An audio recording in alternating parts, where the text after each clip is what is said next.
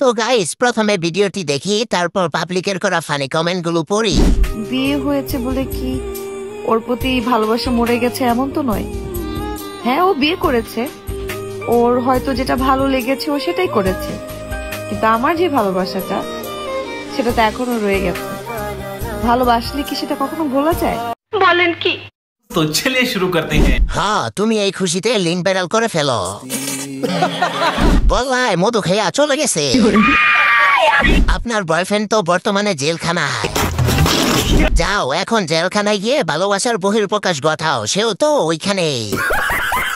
ভালোবাসলে বলা যায় না, বরিশালে ঠিক হয়ে যায়। চাষ করবে একজনে আর খাইবো আরেকজনে। এত বড় অভিনেত্রীও ছেঁকা খেয়ে গেল। নাটকের অভিনয় বাদ দিয়ে বিয়ে করে ফেলেন। এখন এটা আর ভালোবাসা হবে না, এটা পরকীয়া হবে।